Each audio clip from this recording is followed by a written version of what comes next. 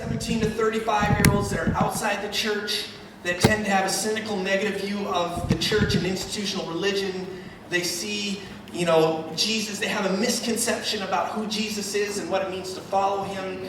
And the whole idea of our mission is to go where they are and to communicate the message of Jesus in a language they can understand.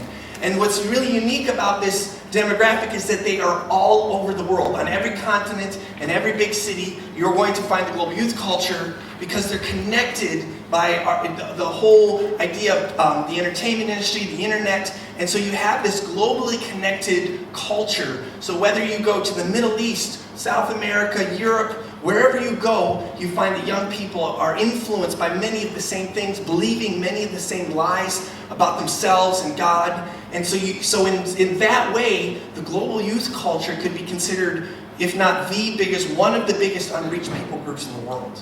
And so our heart as a mission is to go to them and to reach the global youth culture. And we believe that if we can impact the global youth culture, we can change the world.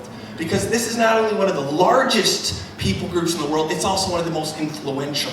And so this is our heart, is to reach the global youth culture. Now, being that you're all missionaries, you obviously are all experts at global youth culture. So what I want to do is, don't say it out loud just yet, but where are these people from, you think? Looking at this group of people, and if you know, some of you were there or in the picture. Brazil? Okay, any other guesses? England. Lebanon's an idea where? I'd guess Lebanon. You'd guess Lebanon, okay. The answer is Lebanon. And actually that's Luke's head there in the bottom, in case you're wondering. Now, I love this picture because these kids, so those of us that are maybe not familiar with the Middle East, this is not our vision of the Middle East. This is not what we think of when we think of people in the Middle East. And this speaks to the reality of this global youth culture and how people like this have a lot of the same influences and a lot of the same views. And so that speaks to the people we're trying to reach. And at highest level, the things that define the global youth culture are secularism and relativism. And so secularism is that idea that institutional religion is no longer relevant to their lives, not something that impacts their daily life. And then relativism is the idea, especially in a moral sense, that I get to decide what's right and wrong, and you can believe, you can be into Jesus and I'm into Buddha, and it really doesn't matter. And this idea of moral relativism, and you see it all over the world.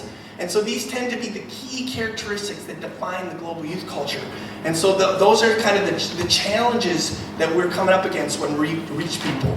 So what do we do in Steiger is we proclaim the message of Jesus in the language of the global youth culture. Now we're being very specific here in that we don't say we use music, art, and other forms of creativity, because we are not a music and art mission. We are a reaching global youth culture mission. And so we want to do anything, in terms of, as long as it's not compromising morally or theologically, to reach the global youth culture. That is our heart, and we want to go where they are, wherever they are found, and communicate in the language they can understand, and then establish long-term presence. That's our ultimate vision, is that we have missionary teams in cities continually reaching the global youth culture in that city in ongoing discipleship, outreach, and local church partnership. So that's our vision. We do that by three primary actions: evangelism, discipleship, and training. So we are out there reaching the global youth culture, we are discipling the global youth culture, and we are training missionaries in the local church to do the same. And so that is the heart of who we are. We have various models of doing that in evangelism. So we have a whole list. You can find it in your Steiger guide. The idea here, though, is that we're not confined to one way of doing this. The idea is that we can be responsive to what God is doing in relevant ways of communicating the message of the cross to the global youth culture. So you see a whole list of different ways in which that's done. Same for discipleship. Often a big challenge for our demographic is that when we reach them, when they come to know Jesus, they have an encounter. It's very challenging for them to be discipled into the traditional church environment. And so our heart is to not only create spaces and environments for them to be discipled, but also to come and challenge and encourage and train the local church to do that better as well. So our heart is to disciple the global youth culture, and then of course training. And so the idea of training up missionaries and training up the local church to reach and disciple the global youth culture. And we do that in a whole variety of ways, from workshops and seminars to compact schools, which are 1 or 2 week versions of our full Steiger mission school. And we have those happening in different places around the world. And then of course, right here in this facility, we have the annual Steiger Mission School for people that feel called to this mission and want to join this mission as missionaries. And then various ways of ongoing training and development. One thing I want to show you, and this is in your Steiger guide, a little hard to read, but this kind of speaks to kind of the vision and the direction that we go. Our heart is to establish long-term presence. We want to see, like I said, missionary teams in cities around the world reaching the global youth culture on an ongoing basis. And so this kind of speaks to how we do that, where we start on the left, which is the pioneering, and then we go through partnership into Steiger presence. And so you can look at that, but it shows kind of not a necessarily prescriptive A to B to C process, but kind of a general way in which God has led us to go to a country or to go to a city and to begin in a pioneering way, and then to begin to establish partnerships with people on the ground, and eventually have a Steiger presence in partnership with local churches when they're there to reach the global youth culture. So you can look at that a little bit more in the Steiger guide. I want to speak a little bit about our specific vision. And like David shared this morning, this whole idea of a vision is built out of the idea that we can do nothing on our own. But we serve a God that can do anything. And we want our vision to reflect that.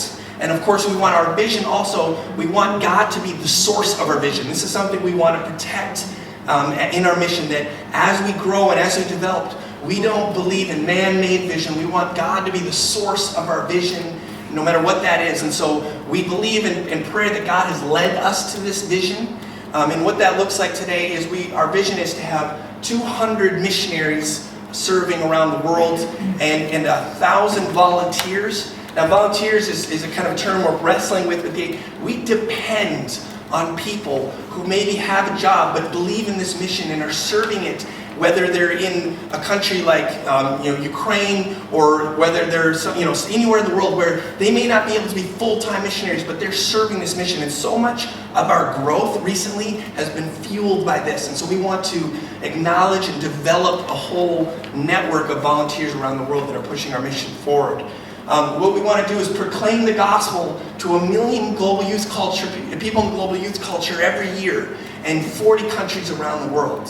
And we want to establish long-term presence in 40 urban centers, which Lucas told me means cities, in 20 countries all over the world. You got the spelling wrong as well. Did I really? Yeah, it's R-E-S. Oh yeah, so I can't use urban centers and not spell it in the British way. So that makes no sense. So,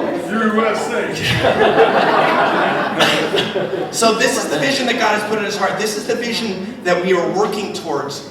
Today, we are proclaiming the gospel in 20 countries, and we've reached this year around 80 to 90,000 people, and we have 49 missionaries. We really haven't quantified yet our volunteers, that's why it's not listed up there, but a lot of this is fueled by volunteers, and we're doing that. We have long-term presence in 8 countries. So we've moved towards this vision. We've still got a long way to go, but it's exciting to see what God has done. And this vision started, in Amsterdam, 30-some years ago, and it's just so cool to see what God has done and where it's going. So what I wanted to do real quickly is in your Steiger guide, and you can take an opportunity during breaks or at other times to read through it. There are some key things that will help you understand Steiger or where we're going a little bit better. One of the things I point your attention to is this idea, it's on page 7, is the important concepts for growth. And I would just look through that. We talk about this idea that Steiger has been in a process of going from a movement to a mission. The idea that a movement is this organic thing of a lot of loosely connected people that are friends and have similar vision, but it's really kind of operating on their own, to a mission where we come together to serve together for a singular purpose and singular mission, and we all play a part in achieving that vision, where it's much more, the idea is that together we're stronger than we are apart. And so that's why God has called us to go from this movement to a mission. A few other concepts there that are important that you can look at is this idea of unity and diversity, that each of us, we have unique cultural backgrounds, unique gifts, unique personalities, and things that make us different, but we're unified in our mission, in our vision, in our values. And so there's that beautiful unity and diversity, but then also this idea that it's not for everyone. That to be a missionary, and what we're looking for for Steiger missionaries, is it's a high call. There's a lot of sacrifice involved. There's a lot of challenges, and so we're looking for people that are willing to count the cost, to in a sense kill their dreams, lay their dreams at the feet of Jesus, and to be part of this mission together. So we want to have a high standard for what it means to be part of our mission. Other concept of leadership and accountability. Especially going against the day of our age and the younger generation, which is kind of rejects authority. We believe in leadership. We believe in accountability. No one in our mission is without accountability and leadership, and that's a core thing that as we grow, we want to do it. Of course, leadership needs to be good. It needs to be godly, but we believe in leadership. And then, I already alluded to it, is this idea of a source of our vision and plans. One thing that you see, and we were discussing this as a leadership team this week, you see a lot of organizations that started with great fire, and they had great passion, and then they become institutionalized and they die. And so we want to protect our mission as we grow. And the key idea behind that for us is that the source of our vision, the source of everything we do, is God and not ourselves. And we always want to go back to that. And so you can read a little more about that. And then Kate, in a little bit, we'll be talking about missionary care and developments as well. So those are some key concepts that you can read through and we can talk about. But we believe that are critical, that as we grow right. And that we grow in a way that we actually want to grow. So as a mission, there's been some strategic initiatives that have started to emerge and that we're going to be focusing on the next coming years. And so I wanted to share them with you and how things are developing. Some of these initiatives we're going to get into a lot more depth on, and so I'll just kind of speak to them briefly. One of them, of course, is the Steiger Mission School. And this is core to our mission, because this is where all our missionaries and key people come through the mission, so that we have that unity and diversity, so that we are training people up in a way that we want them to go. The vision for the Steiger Mission School, and which is hosted right here in this facility, is to train 200 SMS students per year. And in order to do that, we're going to have 2 schools a year. And even so, we've got a lot of work to do in this facility in terms of renovation to get it up to a capacity, so that we can have, basically we're going to need something like 150 people here at one time when you consider staff and volunteers and other people that come through this space. So our vision is, like I said, to have 200 SMS students here through 2 schools. Our schools are 10 weeks long, and then to do a lot of renovation required to do that. And we'll talk a little bit more about that later. Another major initiative of ours, we've kind of been a pioneering mission where we get out there and we're growing, and one of the things we feel the need to grow in is the area of missionary care and development, so that our missionaries can last and sustain and be effective. And so Kate will talk a little bit more about our efforts to grow in the area of missionary care and development. Another huge piece of our mission, and we'll get into this a lot more in depth as well, is Come and Live. And so Come and Live is the part of our mission that is focused exclusively on music and art. And the idea of provoking, inspiring artists to revolutionize the world for Jesus. The idea that music and art is an incredible tool for communicating truth outside the church. And we want to see more musicians and artists using their God-given creativity to proclaim the message of Jesus outside the church. And so we have a whole initiative called Come and Live around that, and Ben will be sharing more about that later on in the gathering. Another key initiative, and Luke, maybe you want to come share a little bit, is our new church partnership initiative. Hey everyone, so just briefly, as a mission, we're part of the church, and we need the church, the local church. We work together, and very often, in a sort of organic way, we end up being a blessing to the church, and the church is a blessing to us in many different situations. We see ourselves as a part of the church, going out to these specialists in reaching the global youth culture. Now, often that's happened where we've been able to bless the church by coming in with some key evangelistic effort, like with a No Longer Music tour, for instance, being able to offer some ideas and tools for follow-up, for discipleship that the church can keep working with after that, able to offer training and challenge the church. Let's look outside the church. How can we reach people outside? And of course, we're dependent on the church. The church is where we recruit people. It's the people that come to us have come from churches. The church prays for us. If we don't have the prayer support of the kingdom around us, then we can't do what we're doing. And the church supports us financially. So really, we're talking about a partnership that is mutually benefits both sides. We're able to bless each other. The idea here is that we start to do this more intentionally. That we start to identify who are our key partners, who are the churches that we really identify with in DNA, in theology, and that we get along well with, and how can we strengthen the relationship that we have with those churches.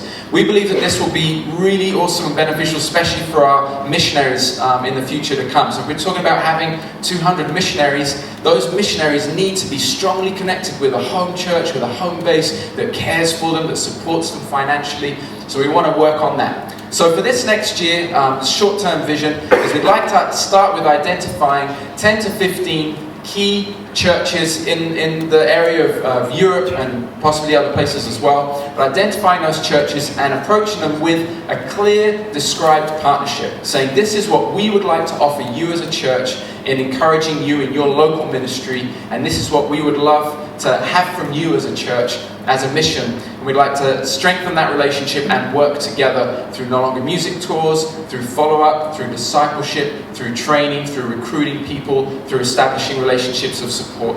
So that's the vision that we're going to be working on more this next year. And of course, our vision is to do this all over the world. Because again, like Luke said, we are a part of church. We are absolutely dependent on that relationship. Next key initiative, and Ben, you want to come up and share this one, is the whole idea of discipleship to the global youth culture, which is such an important need. Yeah, this is kind of Luke as well. But what we believe, obviously, is, like Aaron said, probably the number one question we get is, what are you doing when people are reached? Because I think people know us most for evangelism. That's kind of our DNA, and David and No Longer Music and the history. But we care that people are taken care of, that they're looked after, that they're connected to a local church. And so we want to be a part of that process. And so the church partnership plan, part of that is helping the church to better follow up with the young people that are being reached at the evangelistic efforts that both we and they are doing. And so Luke has been developing an informal Bible study plan that we can help these churches use in a way to reach these young people. My heart is that, like Aaron said, we live in a day of unprecedented connectedness. The internet and media are a huge part of the culture, and we need to be using these things for the kingdom, for God. And I believe that Steiger is meant to lead the way in cutting-edge discipleship tools, using social media, the internet. We're supposed to lead the way. And my heart is that it would not just be for Steiger, but for all outreach. That we become the reference for tools to disciple young people to become mature followers of Jesus. And so we want to develop written content and a website and an app and videos, and I really would see them in these 4 categories. The first category would be evangelism support. So a lot of the events we do, people hear the gospel. I mean, if they come to one of our events, they will hear the gospel. But not all of them commit to Christ at that event. And so we want to create tools where this conversation and this process can continue. And I believe God would want us to create videos and material and media that would continue the evangelistic process. So I call this evangelism support. So dealing with issues of apologetics and continuing to re-explain the gospel in creative ways, using video, using all these medium forms. And then the second category is standalone discipleship. My heart is that anyone that ever comes to anything we do would never leave with nothing. I want them to leave with something that could help them in their journey. And so I want to create Again, cutting edge tools, explaining the gospel again, explaining what prayer is, explaining what the Bible is, and what community is. And quite frankly, what I have seen is that this still is done it's not done in a global youth culture way. There's not enough good global youth culture ways of explaining these critical discipleship components. And I believe God would want us to create those. So that if 1,000 people are coming to a show, a new techie show, a no longer music show, whatever we're doing, I want them all to leave minimally with the possibility of learning what is prayer, what is the Bible, what does it mean to be in community, so that if we may never see them again, we're not leaving them without any tools to grow in their faith. The third category is videos to go along our informal Bible study, and so these churches that we help train, or our community houses that are doing informal Bible studies, creating really relevant video content that would support these topics. And again, Luke, I assume, will go into much more detail, but these topics that will help these young people in a non-traditional way grow in their faith and explore who Jesus is. And then the last one would be leadership training. For those of you that have done evangelism out there, so often the church has they have good hearts and they're well-meaning, but they just don't know how to communicate with secular people. And we want to help train them on how to do informal Bible studies, how to be out in the world in a relevant way, how to sort of leave unhelpful church baggage behind and just communicate like Jesus did, in the language of the people in a way that they can understand. And so that's part of the vision that God's put on our hearts.